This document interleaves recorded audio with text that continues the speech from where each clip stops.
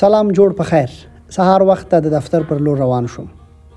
ما ویل راځئ چې نن خپل ورځ تاسو سره هم شریکه کړم او اراده مې داسې وه چې له دفتر رخصتېدو وروسته به ښار ته راوځم او د کابل ښار ځینې مهمه برخې به تاسو سره شریکوم.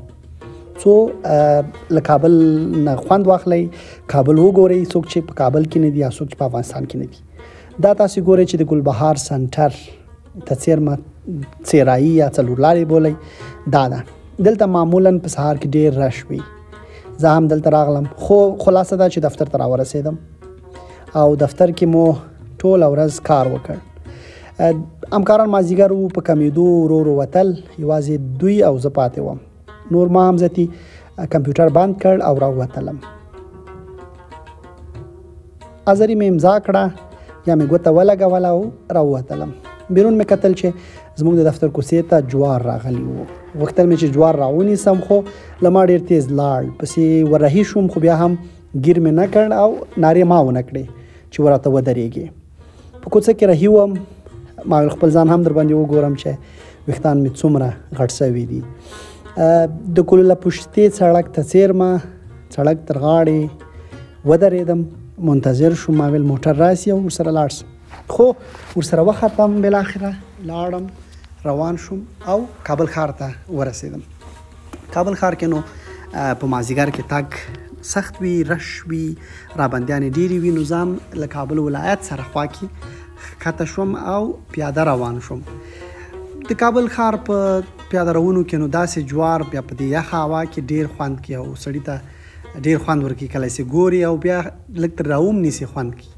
دا بیا نو هماغه د ګلبهار سنټر مخه ده چې دا زما مسیر دی او دا زما لاره ده.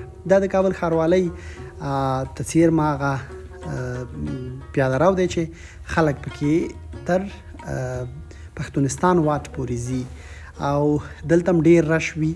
زه هم کرا لاړم او کوشش مې کاوه چې کامرا یا موبایل مې هم څوک ونه ګوري. نو دا د کابل هغه مازدیګری دی چې تاسې یې ګورئ. په څلور لارو په درې لارو کې رش وي او دا بیا د کابل بولاني. کابل کې نو چې ګرځې نو بولاني ونه ګوري او بیا کله کله ترې ونه خوري، نو بیا نو دا معنا چې ته کابل ته بیخي نه راغلی، ځکه هر چېرته به دغسې بولاني ګورئ. ورسره په خوا کې تروې یا شړومبې یا چې د کابلیانو په اصطلاح دوغ به هم وي. دا د کابل د پښتونستان واټ هغه فواره ده چې تاسې به ډېر کله لیدلې وي. نن یې اوبه کمې وې، نه پوهېږم چې ولې. زه منتظر شوم چې احمدشاه بابا مینې ته لاړ شم. دلته په موټر کې کېناستم، خو یوه سوارلي یې کمه وه او د هغه کس ته چې موټر ته سوارلي وخېځوله پیسې ورکړه، خو بیا هم یوه سوارلي کمه وه. یو څه تم شوم، خو بالاخره کس راغی او ورسره روان شوم. مخکې سیټ کې ناست وم او تاسو دا کرسي ګورئ، دا مې ولوسته او روان شولو مخ په احمدشاه بابا مینې. عبدالحق څلور لارې ته ورسېدو. دلته نو دا قصر دا نو ځان ته څه وایي چې پخوا یې بل څه نوم اوس د قصر لندن په نوم باندې یادېږي. دا بیا نو تاسو ټول پوهېږئ چې د قلعه زمن خان هغه نوی سړک دی. دلته احمدشاه بابا مینې ته راورسېدم. نور زیاتې لمر په لوېدو و او تیاره نږدې وه. د پکتیا مارکیټ مخه ده. کوم چې د ارزان قیمت ملګري او نور ملګري به هم کېدای شي بلد وي، دلته ګرځېدلي وي.